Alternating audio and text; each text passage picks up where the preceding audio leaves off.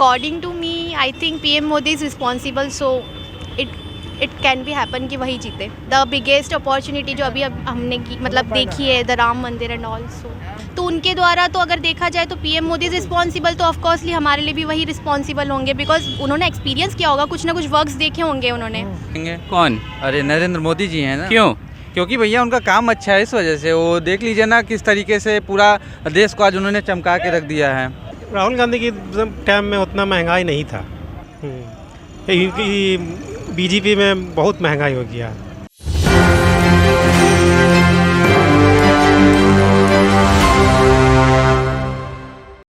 जी नमस्कार, आप देख रहे हैं एक न्यूज़ 24. मैं वेद सिंह. जैसा कि आप सभी को पता है कि 2024 आ चुका है और 2024 में होने जा रहा है लोकसभा चुनाव.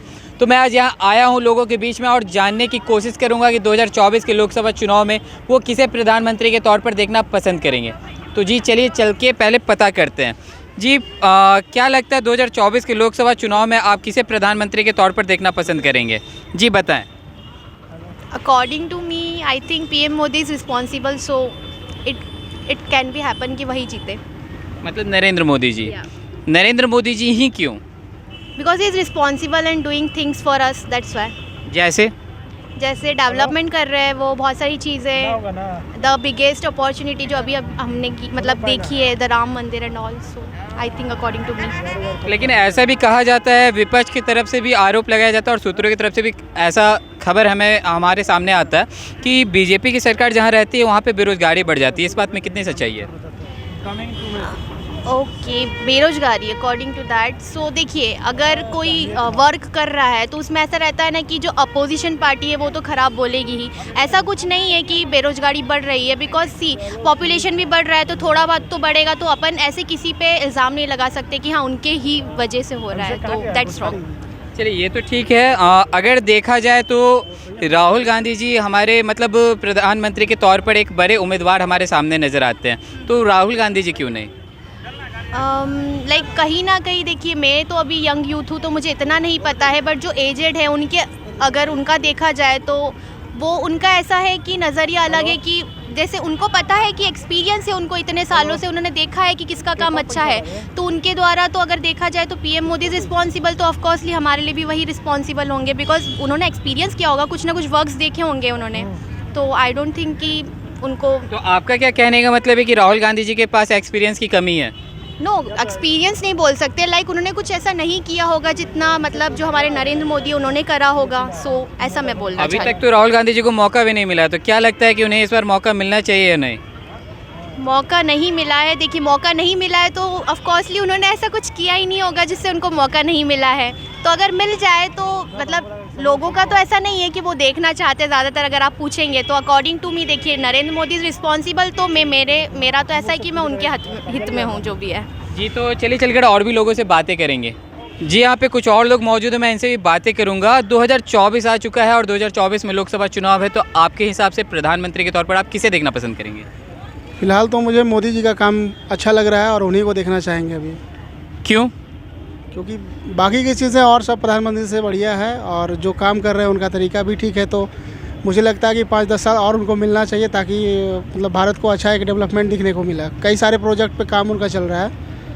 और लेकिन कहीं ना कहीं ऐसा भी देखा जाता है कि विपक्ष की पार्टियां और सूत्रों के हवाले से भी ऐसा खबर आता है कि जहां पे बीजेपी की सरकार बनती है वहां बेरोजगारी बढ़ जाती है. तो इस बात में कितनी सच्चाई है? हाँ, ये सही है. कहीं ना कहीं ये सही है क्योंकि 5 साल सरकार रही है. जहाँ तक देखिए तो रेलवे 5 साल में नहीं आई है वैकेंसी, और भी बहुत सारे सेक्टर में नहीं है. तो वैकेंसी जहाँ तक युवा के बारे में उनका थोड़ा सा ये देखना चाहिए उनको, वैकेंसी को भी.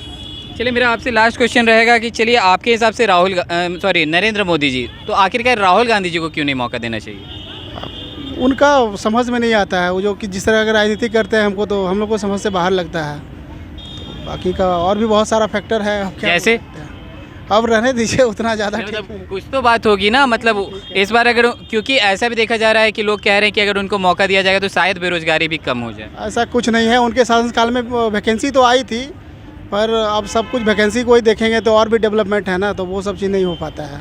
जी यहाँ पे और भी लोग मौजूद हैं, मैं इनसे भी पता करूंगा और पूछूंगा कि इनके हिसाब से मतलब प्रधानमंत्री के तौर पर वो किसे देखना पसंद करेंगे. जी प्रधानमंत्री के तौर पर जो अभी हैं उन्हीं को देखना पसंद करेंगे. कौन? अरे नरेंद्र मोदी जी हैं ना. क्यों? क्योंकि भैया उनका काम अच्छा है, इस वजह से वो देख लीजिए ना किस तरीके से पूरा देश को आज उन्होंने चमका के रख दिया है। इस वजह चमका के रखा हाँ एकदम, आप किसी से भी पूछ लीजिए ये बात एकदम मतलब पूरा फिर से इस बार उनको ही मतलब मौका देने की ज़रूरत है। बिल्कुल बिल्कुल। अभी 500 साल से जो पेंडिंग पड़ा हुआ था श्री राम मंदिर, श्री राम जी एकदम फिर से वहाँ पे विराजमान हो गए एकदम नए तरीके से। क्या ही लीजिएगा इसके अलावा। लेकिन आप यूथ है, मैं आपसे एक लास्ट क्वेश्चन पूछना चाहूँगा।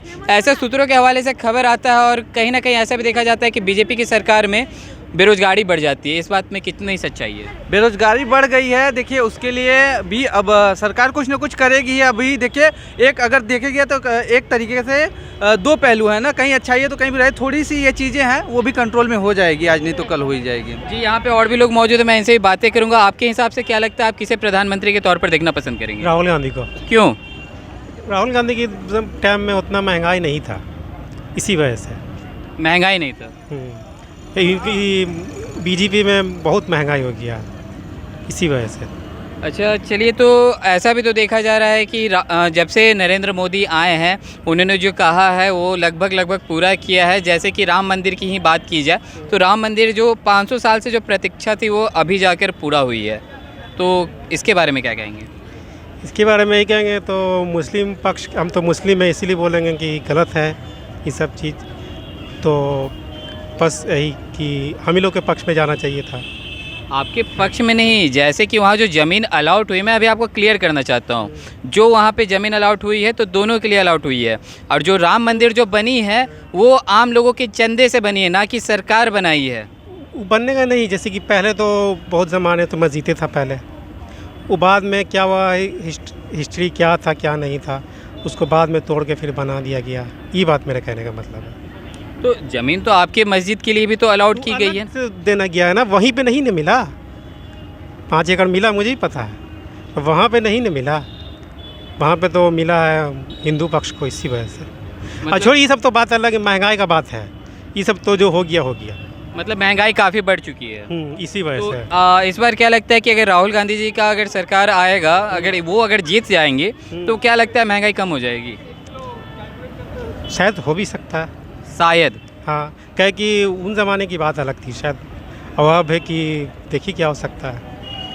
चलिए, तो जैसा कि अभी आपने सुना, लोगों का कहना है कि कहीं ना कहीं फिर से नरेंद्र मोदी जी को मौका देकर देखना चाहिए, क्योंकि वो जिस तरह से काम कर रहे हैं, तो और हो सके तो एक बार और मौका देने के बाद काम जो है और भी अच्छा देखने को मिले। वहीं अगर दूसरी तरफ अगर देखी जाए तो जो बात है यहाँ पे मतलब राहुल गांधी जी को मौका देने की बात की जा रही है, जिसमें कहा जा रहा है कि इस बार अगर राहुल गांधी को अगर मौका दिया जाएगा तो हो सके तो विकास जो है और ज़्यादा हमारे सामने देखने के लिए मिले। तो और भी ऐसे तमाम खबरें देखते रहने के लिए आप देखते रहे एक न्यूज़ 24। मैं वे सिंह सहयोगी करण के साथ, पटना।